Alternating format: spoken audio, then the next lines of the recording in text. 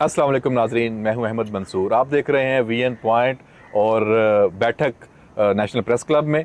और शुरका हमारे साथ जो होते हैं और आप देखते हैं और आपके जो कमेंट्स हैं वो हमें बताते हैं कि आपको उनकी जो आरा है, उनका तज्ज़िया है, पसंद भी आता है। फैसल हकीम और जावेद सोमरो।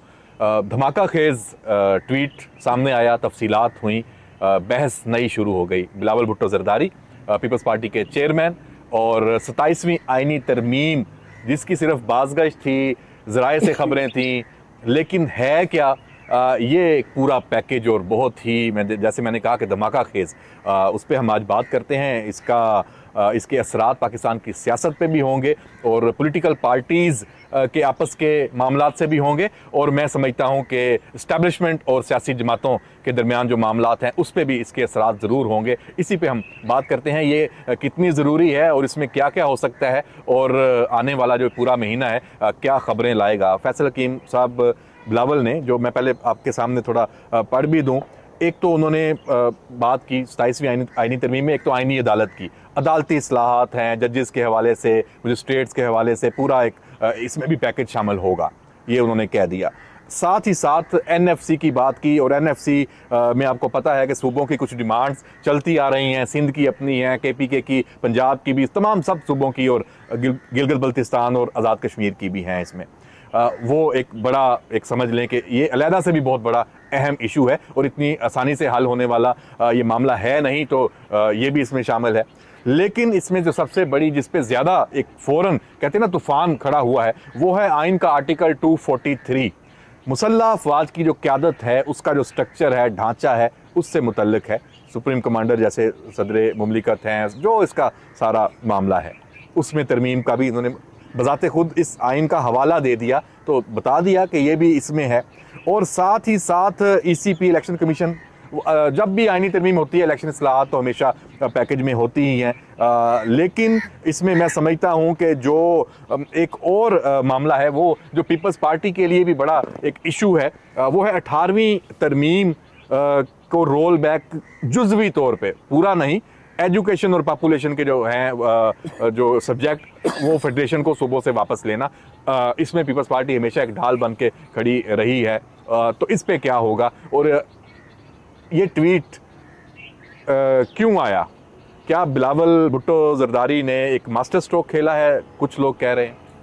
देखिए, मास्टर स्ट्रोक तो कह सकते हैं, वक्त से पहले किसी चीज़ को अयां कर देना और अपनी जो एक तरह से आप कह सकते हैं कि मौक़िफ़ जो है वो दुनिया के सामने रख देना कि हम क्या चाहते हैं और हमें से क्या मुतालबा किया जा रहा है। और पीपल्स पार्टी इस हवाले से जो है वो हमेशा ही अच्छा खेलती आई है, जो अपना मौक़िफ़ होता है बर वक्त पहुँचाती है। जहाँ तक बात है 27वीं तरमीम की, तो 27वीं तरमीम में मेरे ख़्याल में शुरू करें अगर हम तालीम से, तो तालीम का निज़ाम जो है वो वफाक के पास वापस आना चाहिए। वो इसलिए कि आप ये देखें कि यकसा निसाब का जो है वो एक डंडोरा हम पीटते हैं, लेकिन आज तक हम यकसा निसाब मुहैया नहीं कर सके इस मुल्क को। आपके सूबा सिंध में, सूबा पंजाब, चारों सूबों में, या जो दूसरे इलाके जिसमें आप आज़ाद कश्मीर, वहाँ पे जो निसाब है उसमें अलग-अलग चीज़ें आपको नज़र आती हैं। आप एक तरह से तालीम राइज नहीं कर सके हैं, तो ये अगर वफाक के पास हो तो शायद इस बात की उम्मीद हो सके कि एक जैसा निसाब जो है वो तमाम को मुयस्सर होगा, एक पाकिस्तान, एक कौम और एक निसाब होगा, और उसके लिए ये पहला कदम हो सकता है। लेकिन जाहिर है सूबों का इत्तफाक करना ज़रूरी है, और जो सियासी जमातें हैं जो पार्लियामेंट में मौजूद है वहाँ पर उनका इत्तफाक करना ज़रूरी है। दूसरी जो बात आपने की वो 243 की 243 यानी मुसल्लह अफवाज की जो तकर्रियाँ और तैनातियाँ हैं, तो काफ़ी हसास मामला है ये। और इसमें इस पे आखिर में ना, मैंने इस पे कुछ सवाल रखे हुए हैं, तो अगर इससे हट के आप बात करें। हाँ, अच्छा चलें, इस पे बाद में बात कर लेते हैं। उससे पहले अगर आप देखें तो जो आपने बात की अदालती इस्लाहात की, तो क्या अदालती इस्लाहात नहीं होना चाहिए? ये एक ऐसा सवाल है जो आम आदमी के लिए भी अहमियत का हामिल है, इसलिए कि आप देखें लाखों की तादाद में आपको सारे ब्यूरोक्रेट, आपको सारे के सारे जो पॉलिटिकल आप कह सकते हैं लीडर्स हैं, वो इस बात पे कहें कि वो इंसाफ मिलने में बहुत देर होती है। जी, इंसाफ हमें देर से मिलता है, इंसाफ के लिए जो है वो सालों लग जाते हैं, और हकीकत भी यही है। 3-3 नस्लों से लोग जो है वो केसेस लड़ रहे होते हैं, तो इस्लाहात तो होनी चाहिए, उन इस्लाहात को किस तरीके से आगे लाना और किस तरह इंसाफ की फराहमी और पार्लिमान का काम ही लेजिस्लेशन है, आइन में तरामीम है, कानून साजी है, तो इसमें कोई अचंभे की बात नहीं है। ये तो मुसलसल एक अमल जारी रहना चाहिए, इसमें तो कोई, आप भी यही समझते हैं कि इसमें कोई गलत नहीं है? जी बिल्कुल, कोई गलत नहीं है। इत्तेफाक राय से आप आगे बढ़े, जो अच्छी चीजें उनको अडॉप्ट करें। आप ये छोड़ दें कि आपका मसला क्या है। आप ये देखें कि पाकिस्तान को किस चीज़ की ज़रूरत है। जब आप ये सोचेंगे ना, तो आपकी सोच आपकी पार्टी से ज़्यादा अहमियत की हामिल होगी। जब पाकिस्तान का सोचा जाएगा, फिर आप ना पीपल्स पार्टी से ताल्लुक़ रखते होंगे, ना मुस्लिम लीग से ताल्लुक़ रखते होंगे, ना PTI से रखते होंगे, ना JUI, ना किसी और पार्टी से। सिर्फ आप पाकिस्तान का सोचकर पाकिस्तान के मुफाद के लिए और नई नस्ल के मुफाद के लिए, उनके मुस्तकबिल को मद्देनज़र आकर फैसले करें, तो यकीनन फैसले बेहतर होंगे। उसके लिए ये तरमीम फिर किसी अहमियत की हामिल नहीं होंगे। जावेद सोमर साहब, NFC का आपका सब्जेक्ट बहुत अहम भी है और इस पर आप बड़ी गहरी नज़र भी रखते हैं, और लेकिन उससे पहले जब ये 26वीं तरमीम थी, उसके ऊपर एक अदालत में केस भी है, आईनी अदालत बननी थी उसमें, तो वो आईनी बेंच में चला गया। तो उस वक्त भी गड़बड़ नहीं हुई थी, आईनी अदालत ही होनी चाहिए थी। आप क्या समझते हैं इसमें? और NFC के ऊपर भी अपनी इनपुट जरूर दीजिएगा। देखें, आज जो Bilawal chairman Pakistan Peoples Party Bilawal Bhutto Zardari ने ट्वीट किया, नो डाउट मेरे लिए भी बड़ी शॉकिंग थी। जब मैंने उसको पढ़ा तो सबसे पहले तो जब ये चीज़ आई कि अदलिया के हवाले से, क्योंकि मैं बहुत ज़्यादा इन रहा हूँ अदलिया के इशूज़ में, तो मैंने फिर सोचा, मैंने कहा पहले ही अगर सिर्फ सुप्रीम कोर्ट को पकड़ूं तो 34 जजेस के लिए वहाँ पे अभी भी रिकमेंडेशन है, 24 ऑलरेडी अपॉइंटेड हैं। और अगर इस चीज़ को देखें तो वहाँ इस वक्त तकरीबन 56,000 के करीब मुकदमा जो हैं सुप्रीम कोर्ट के अंदर वो ज़ेर इल्तवा है। किसी को डेट आ जाती है, किसी का ये रहता है, किसी तरह से चलता है केस। और वो एक इशू देखें तो जजेस जितने चाहिए थे वो मेरी नज़र में, अब जाहिर है जो अरकान पार्लियामेंट है या जो हमारे लेजिस्लेचर्स हैं उनकी अपनी एक सोच होगी, लेकिन मेरी सोच के मुताबिक 24 जजेस इस वक्त सुप्रीम कोर्ट में इनफ है, और वो आराम से बैठकर ये 56,000 जो 57,000 इनके पास पेंडेंसी है वो ख़त्म कर सकते हैं। जहाँ तक रही बात कॉन्स्टिट्यूशनल बेंच की, तो उस पर अगर हम देखें, जब 26वीं आईनी तरमीम हो रही थी तो उस वक्त भी बहुत ज़्यादा इशू इसी बात का था।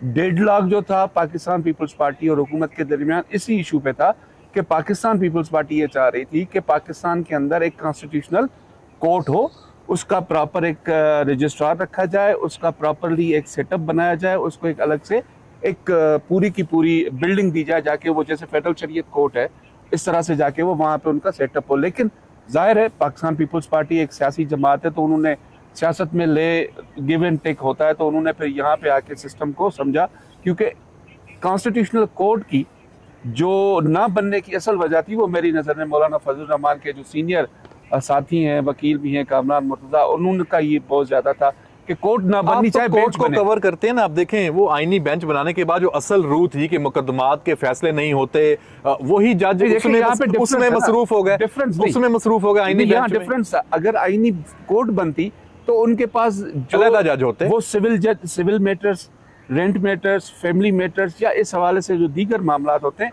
वो उधर ना जाते।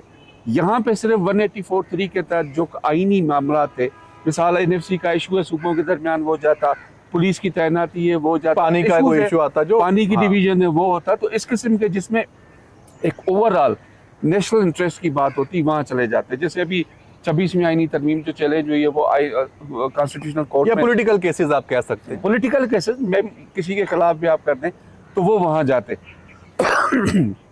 तो अभी इस वक्त जो है ना, जो मुझे समझ आ रही है, पीपल्स पार्टी उसके ऊपर जाकर खेलेगी कि चलें जी, आप उस वक्त हमारी बेंच वाली बात पे आपके हम माने थे, अब कोर्ट पे आ जाए। दूसरा बताएं, अब NFC अवार्ड के ऊपर देखें, सिंध का और बलूचिस्तान का हमेशा से वफाक के साथ ये गिला रहा है कि जी डिविजनल पूल के अंदर जो हिस्सा सूबों का बनता है वो बनता तो ज़रूर है रिकॉर्ड के मुताबिक, लेकिन उसके मुताबिक रकम या वसाइल की तकसीम जो होती है सिंध को नहीं होती। सिंध ने शुरू से यही कहा। अगर हम पिछला लास्ट ईयर देखें, हमारा जो फिस्कल ईयर है उसके अंदर सिंध ने वाज़ेह तौर पर कहा था कि तकरीबन 20 से 25 अरब रुपए सूबा सिंध को कम मिले थे डिविजनल पूल के मुताबिक। तो ये ह्यू एंड क्राई सूबों की तरफ से चलती रहती है। और अब हम रिसेंट हम देखें तो KPK की तरफ से ये बात दोहराई जा रही है, हमें रकम नहीं मिल रही, हमारा NFC पूल में हमें हिस्सा नहीं मिलता। तो ये चीज़ ऐसी है जिसको 18वीं तरमीम जब हुई थी, तकसीम के फार्मूले को भी तब्दील करने की बात हो रही है। 18वीं तरमीम में जब हो रही थी उस वक्त ये भी बहुत ज़्यादा डिस्कस हुआ था, और पीपल्स पार्टी उस वक्त भी इस चीज़ पर, जो मैंने वो भी चीज़ देखी है आंखों से, फैसल भी इस चीज़ के गवाह होंगे, तो पीपल्स पार्टी की उस वक्त भी रिजर्वेशन थी कि जी इसको प्रॉपर तरीके से रखा जाए।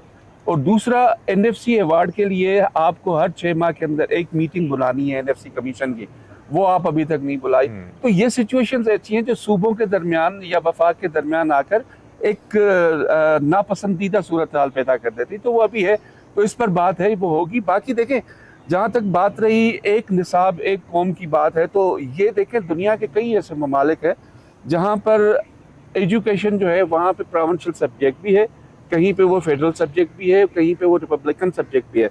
तो इस सिचुएशन में सामने रखते फिर उन कौमों ने एक ये सूरत हाल निकाली कि जी ठीक है, आप ये डिवाइड हो चुका है, आपके पास सूबे के पास या यूनिट के पास चला गया, लेकिन ये इसको एक निसाब के तौर पे सामने लाके आप उसको वन सिलेबस के तौर पर इस्तेमाल करें। ये एक अच्छी चीज़ है। बाकी दूसरी चीज़ें हैं जिसमें हेल्थ के इश्यूज हैं, प्रोविंसेस में अंदर जो 18वीं तरमीम के बाद हेल्थ उनके पास चला गया था, वहाँ पे वो ज़्यादा प्रोडक्टिव रिजल्ट्स आपको नहीं दे सके, तो उसके बाद तो ये बात बनती है कि ये सारी चीज़ें वफाक, लेकिन माजरत के साथ वफाक के अपने अस्पतालों का हाल भी देख लें। मैं तो इस पे बिल्कुल कायल नहीं हूँ कि हेल्थ जो है वो वफाक के पास हो, वो सूबों के पास, और बल्कि खैबर पख्तूनख्वा तो बड़ा वो दावा करते रहे हैं। सिंध में तो हमने देखा है सिंध का सेहत का निज़ाम, पंजाब में आप देख लें वो PKLI का भी एक जो इनिशिएटिव है और बाकी चीज़ें। तो चलें, अगर इसके ऊपर देखें ना, हेल्थ पॉपुलेशन की अगर आप बात करें, पॉपुलेशन तो एक जो है ना बड़ा बड़ा सब्जेक्ट है और उसके ऊपर तो बात होनी चाहिए। हेल्थ जो सब्जेक्ट है ना, वो बेसिकली होना भी यूनिट्स को चाहिए। वो इतना आप नीचे तक ले जाएं, जो आप जाके वहाँ पे अगर काउंसलर लेवल तक भी इस चीज़ को देखा जाए, तो वहाँ जो मौजूद बंदा होगा उसको ही पता होगा कि मेरे इलाके के अंदर, मेरे लोगों के अंदर कौन सी चीज़ की ज़रूरत है, वो आके उस चीज़ को करेगा। वफाक से बैठकर या प्रोविंशियल जो है दारुल हुकूमत से बैठकर आप उसको कंट्रोल नहीं कर सकते। लेकिन चूंकि यहाँ पे हमारे यहाँ मैंने देखा, स्पेशली मैं सिंध के हवाला दूंगा कि वहाँ पर इतनी इन चीज़ों के अंदर सियासत चली जाती है, MQM अलग सोचती है। और ये आपको मैं बताऊँ बड़े मज़े की बात, जब से मतलब 2001 से लें तो 2001 से लेकर अब तक जब भी पाकिस्तान पीपल्स पार्टी की हुकूमत आई थी, वो कोलिशन गवर्नमेंट थी MQM के साथ, वो MQM के पास ही हेल्थ का सब्जेक्ट रहा। कभी तरक्की हमने नहीं देखी, इवन रूरल एरियाज या अर्बन एरियाज दोनों को देखें। लेकिन जब से पीपल्स पार्टी ने खुद ये चीज़ संभाली, आप देखें गम्स में, गम्बट में जो हमारा तो बड़ा सेंटर बना, आप चले जाए कराची के NICV उधर, पाकिस्तान का कोई भी शहरी चला जाए, मैं तारीफ नहीं कर रहा, ये वो शुगर का बड़ा वहाँ पे अच्छा, ये शहरियों का हक है पाकिस्तान का। आप चले जाएं, आपको स्टंट लगना है फ्री में लगेगा, चाहे 50 लाख का हो चाहे 5,000 का हो, फ्री में आपको डोर स्टेप का आपको हेल्थ सहूलतें। इसके अलावा अभी सिंध में चले जाएं तो एजुकेशन के अंदर उन्होंने तकरीबन 20 से 22 हज़ार के करीब असातिज़ा को अपॉइंट किया। क्यों किया है? कि वो उन दूर दराज इलाकों में जाके उनको अपॉइंट किया जहाँ पर वो अपने इलाकों के बच्चों को पढ़ा सके। इस पे भी कभी बात करेंगे, इस पे बड़े सवाल आते हैं सिंध की एजुकेशन के हवाले से। डिग्रियाँ वहाँ से क्या अभी तक लोग हवाले देते हैं? फैसल साहब, मुख्तसरन 243, क्योंकि टाइम काफ़ी हो गया है, हालांकि सब्जेक्ट ये बहुत बड़ा है, इस पर हम अलग प्रोग्राम भी करेंगे। आर्टिकल 243 ये मार्का हक हुआ। अब दुनिया में और पाकिस्तान में ख़ास तौर पे जो मुसल्लह अफवाज की इस वक्त एक हैयत है और सारा स्ट्रक्चर है, अब तब्दीली नागुज़ीर नहीं हो गई थी जब फील्ड मार्शल का आपने रैंक भी दे दिया और उन जो तमाम तीनों मुसल्लह अफवाज मिल के जंग लड़ती हैं, एक कमांड होनी चाहिए, ये बातें भी पहले भी चलती रही हैं माजी में। जबकि chairman joint chief of staff committee है, वो ओहदा बाइख्तियार नहीं है, वो फोरम बाइख्तियार है, उस फोरम का एक अपनी जिम्मेदारियाँ हैं। तो इस तरमीम के साथ जो बात हुई है, बैरिस्टर अकील उन्होंने जो ये बात की कि ये उसको आइनी तहफ़्फ़ुज़ देने के लिए है, तो फिर आइनी तहफ़्फ़ुज़ देंगे तो फिर इसका मतलब ये है कि ये एक अहम डिसीजन होगा इसमें जो तरमीम होगी। क्या कहते हैं? बिल्कुल, ये तरमीम जो है वो काफ़ी अहमियत की हामिल है, क्योंकि अगर ये तरमीम होगी तो इसके साथ पूरा जो एक स्ट्रक्चर था वही तब्दील हो जाएगा। और ज़ाहिर है वक्त के साथ साथ तब्दीलियाँ तो करनी पड़ती हैं इदारों में बेहतरी लाने के लिए, उनकी कारकर्दगी को बेहतर बनाने के लिए, इदारों के इस्तेकाम के लिए। और ज़ाहिर है रियासती इदारे जितने मजबूत होंगे, उनकी कारकर्दगी को जितना बेहतर बनाने के लिए और जिद्दत लाने के हवाले से जितनी उनमें जिद्दत लाएगी उतने ही उनके अच्छे समरात भी आपके सामने आएंगे। और वो एक समर तो आप देख चुके हैं मार्का हक का, और उसके बाद जो पाकिस्तान पर मगरबी सरहदों से एक जारियत जो है वो करने की कोशिश की गई, उसका जवाब भी पाकिस्तानी फोर्सेस की। तो जितना आप उनको जदीद बनाएंगे, जितनी उनमें जिद्दत लाएंगे, जितने उनको बेहतर बनाने के लिए कोशिशें करेंगे, उनको मेरे ख्याल है वेलकम करना चाहिए और वक्त के मुताबिक तरमीम ज़रूर होनी चाहिए। जावेद उमर साहब, फील्ड मार्शल सैयद आसम मुनीर ने वो कुछ कर दिखाया है पाकिस्तान के लिए कि अब जो सियासी क़यादत है और वो भी इस जानिब चल पड़ी है कि पाकिस्तान में अब इसमें जो नागुज़ीर कुछ तब्दीलियां थी उस पर बात हो जाए और ये 243 है इसमें एक तरमीम हो जाए, तो क्या कहते हैं? यार, सबसे पहले मुझे ये बात नहीं समझ आई कि जब से बिलावल भुट्टो जरदारी ने ये ट्वीट किया है, एकदम से कहते हैं ना तलातुम सा मच गया है सोशल मीडिया के ऊपर। भाई, सबसे पहले आप ये देखें कि आइन जो होता है उसके अंदर अगर तरमीम वक्त की ज़रूरत के मुताबिक बनती है किसी भी शक्ल में तो वो की जा सकती है। ये कोई इलामी किताब नहीं है कि जी बस इसको, पार्लियामान का काम क्या है, इसको वहाँ पे कट लगा दीजिए, यहाँ से नहीं जा सकते आप। ये एक ऐसा डॉक्यूमेंट है जो वक्त और हालात को देखकर आप उसके अंदर तरामीम करते हो। अगर 243 के अंदर आपको तरामीम की ज़रूरत पड़ती है तो आप करें, और उसको करने वाला कौन है? पार्लियामेंट। और पार्लियामेंट अगर चाहती है, लेजिस्लेचर अगर चाहता है तो आप उसको करें। और उसको जाहिर है जो लेजिस्लेचर है जो सोच रहा है सीट को, वो उसके प्रोज एंड कॉन सब देख रहा होगा। ये नहीं है कि ये सिर्फ जी एक की ख्वाहिश है, जैसे सोशल मीडिया पे चल रहा है कि जी एक फलाने की ख्वाहिश है, XYZ की ख्वाहिश है कि जी मुझे फ़ायदा होगा। ये ऐसा नहीं होता। ठीक है, उससे अच्छा उनकी तो क्या ही बात करें, मैंने देख रहा था कि एक तरमीम जब होती है ना तो उसमें से किसी को फ़ायदा और किसी को नुकसान होता है, लेकिन अब ये समझ से बाहर के जी 243 इसको मुतनाज़ा बनाने के लिए अभी से कोशिश के साथ हमारा आर्टिकल कंसर्न है, तो उसको आप मुतनाज़ा बना रहे हैं। इसमें मेरा अगर सवाल ले लें मुतनाज़ा बनाने के लिए कोशिशों की जैसे हम बात कर रहे हैं, अच्छा ये अगर मुतनाज़ा इसको आप बनाते हैं तो आप ये भी तो देखें कि क्या बिलावल भुट्टो जरदारी, आसिफ अली जरदारी या वज़ीर आज़म शहबाज शरीफ, आपने देखा होगा लाहौर में भी मुलाकातें हुई मियाँ नवाज शरीफ से भी, सबकी हुई, और वज़ीर आला जो पंजाब है वो भी ऑन बोर्ड है। तो ये सब कुछ होने के बाद बिलावल का ट्वीट आया है, ये बड़े तरीके से खेले हैं। ये ऐसे नहीं है कि कोई नाराज़गी का इजहार करके और एक चीज़ को पोलिटिसाइज करने के लिए ट्वीट किया गया, बहस को शुरू करने के लिए। इसमें एस्टेब्लिशमेंट तो 100% ऑन बोर्ड होगी, ये तो सेम पेज की खुली निशानी है। लेकिन तो आप कैसे कहते हैं कि मुतनाज़ा है? नहीं, मैं ये नहीं कह रहा मुतनाज़ा है, मैं ये कह रहा हूँ उनकी बात कर रहा हूँ। हाँ, मैं सबसे पहली तो बात यह है कि जब आप सब चीज़ों को छोड़ के ना पाकिस्तान को सामने रखेंगे, पाकिस्तान के मुस्तकबिल को सामने रखेंगे और उसके मुताबिक फैसले करेंगे, तो फिर कोई चीज़ मुतनाज़ा जो है वो नहीं हो सकेगी। जहाँ तक बात है कि सारे ऑन बोर्ड थे, यकीनी तौर पर सारे ऑन बोर्ड थे, और ज़ाहिर है इस वक्त सोशल मीडिया का दौर है और सोशल मीडिया के ज़रिए आवाम को जितनी जल्दी एतमाद में लिया जा सकता है, इससे ज़्यादा जल्दी ज़रिया कोई नहीं हो सकता। तो ये आवाम को एतमाद में लेने की एक कोशिश है, और आवाम को बताया गया है कि इस वक्त पॉलिटिकल पार्टीज़ या हुकूमत में शामिल जो जमातें हैं वो क्या सोच रखती हैं, वो क्या करने जा रही हैं।